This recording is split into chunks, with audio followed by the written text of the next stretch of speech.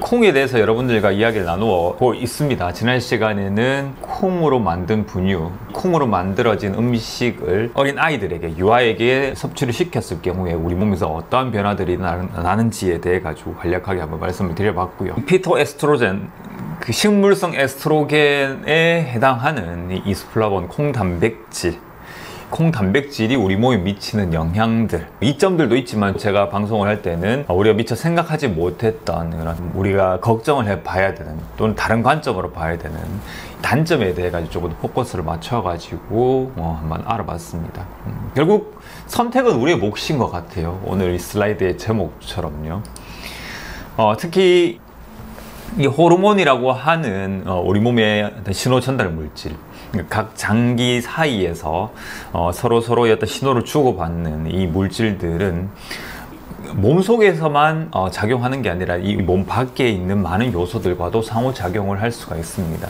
그 중에 우리가 항상 걱정스럽게 생각하는 게 이 환경 호르몬, 그러니까 인공화학 물질들이 우리 몸속에 들어와서 마치 우리 몸의 어떤 호르몬들인 것처럼, 내인성 호르몬인 것처럼 작용을 하는 부분들에 대해 가지고는 많이 걱정을 하고 있어요. 그런데 그러한 화학 합성 물질들에 대해 가지고는 우리가 충분히 위험을 인지를 하고 조심을 하지만 이 콩이라고 하는 부분은 자연적인 음식이다, 그리고 식물이다 라고 하는 이러한 수식어 때문에 환경 호르몬, 이 화학 합성 물질이 우리 몸에 미치는 영향과 비슷하게 작용함에도 불구하고 단점보다는 장점만 좀 부각이 되어 왔다라는 그런 생각도 지울 수가 없다라는 겁니다. 여러분들이 워낙 장점은 잘 알고 계시기 때문에 콩에 대해 가지고는요, 하지만 단점에 대해서 간과한 부분들이 없지 않기 때문에 그 단점에 대해서 조금 부각을 해서 말씀을 드렸고, 장점은 뭐 폐경기 혈관 운동 증상을 개선한다, 혈장 지지를 개선한다, 뼈 손실을 감소한다, 이런 부분들 다 잘 알고 계신 부분들입니다. 하지만 단점이라고 하는 것은 여성의 HPO 축, 여성의 호르몬 축 혼란을 일으킨다. 그리고 남성이나 아니면은 남자 아이들에 대한 연구는 거의 이루어지지를 않았어요. 당연하겠죠. 왜냐하면 에스트로겐이라고 하면 여성 호르몬으로 대표가 되니까 여성분들에게 미치는 영향들을 위주로 연구가 되어질 수밖에 없는 겁니다. 상대적으로는 남성에 미치는 영향에 대해 가지고는 남성이 미치는 영향이 없다라는 게 아니라 그쪽에서 좀 간과된 부분이 없지 않은 거죠. 여기는 조금 더 연구가 필요한 부분입니다. 성인기에는 특히 여성분들에서는 불규칙한 월경 주기를 일으킨다라는 것, 신생아에서는 조기 산출이나 난소, 자궁 및 난관의 기형을 유발할 수 있는 위험 요소로 작용할 수 있다라는 그런 내용들이 제가 인용한 논문에서는 밝히고 있습니다. 그래서 콩 섭취라고 하는 이 부분들에는 많은 장단점이 존재하고요. 그리고 우리는 콩에 환경 호르몬과 마찬가지로 내분비 교란 화합물이 포함되어 있다는 사실을 일단 알고는 있어야 돼요. 알고는 있고, 그리고 선택을 해야 됩니다. 우리가 아는 것이 많아지면 많아질수록 선택지가 많아진다는 건 이제 잘 아실 거예요. 그래서 우리가 우리 몸에서도 잘 알아야 되고, 우리가 먹는 음식에 대해서도 잘 알아야 되고, 우리가 사용하는 화학 물질에 대해 가지고 또 우리가 복용하는 약물에 대해 가지고도 정확하게 알고 많이 아셔야 됩니다. 그래야 선택지가 늘어나게 되거든요.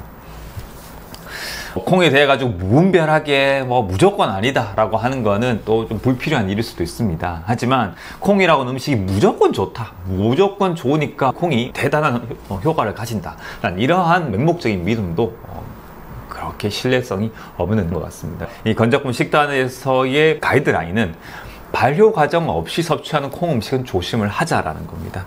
그래서 적어도 발효 과정을 거치게 되면 미생물이 이제 화학 조성, 특히 단백질 조성을 변화시킬 수가 있게 되고, 콩이 가지고 있는 내분비 교란 작용이 좀 둔화될 수가 있게 되고요. 그리고 콩이 가지고 있는 이점에 대해서 연구된 많은 논문들이 콩을 발효한 음식을 가지고서 연구가 진행되었다는 부분도 우리가 간과해서는 안 될 것 같습니다. 그래서 콩에 대해서 효과가 있다라고 하는 거는 낫또라든지 된장이라든지 이런 발효가 된 음식에 대해 가지고 많은 연구가 되어 있다는 것도 여러분들이 알고 계셔야 되고요.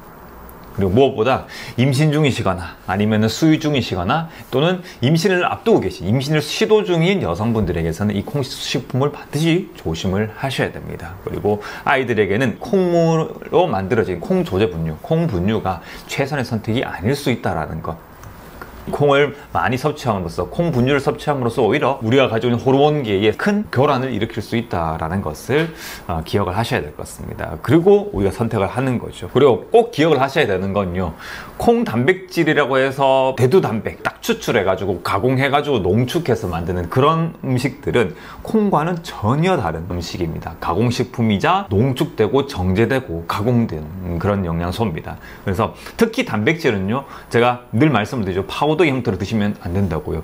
단백질은 소화 과정이 복잡한 음식이고, 그렇기 때문에 과량이 들어가거나 아니면은 가공된 형태로 들어가게 되면 우리 몸에 큰 영향을 미치게 됩니다. 그래서 반드시 단백질은 음식의 형태로 드셔야 된다고 늘 말씀을 드립니다. 그래서 정제되거나 가공된 단백질, 뭔가 추출하거나 농축된 단백질은 드시지 마세요. 단백질은 반드시 음식으로 드셔야 됩니다. 계란으로 드시거나 고기로 드시거나 이렇게 하시지, 단백질 파우더, 뭐 유첨분리 단백, 대두 단백 이런 형태로 가공되거나 정제된 형태의 단백질은 반드시 피하셔야 된다라고 다시 한번 강조를 드립니다. 그래서 오늘은 며칠 동안 이어온 내용들입니다. 식물성 에스트로겐에 대해 가지고 정리를 하는 그런 시간을 한번 가져봤습니다. 이러한 내용들이 여러분들의 조금 더 건강한 선택에 도움이 될 수 있다면 제가 이 헬스 토픽을 이렇게 진행하는 데 있어 가지고 큰 보람을 느낄 수가 있을 것 같습니다. 네.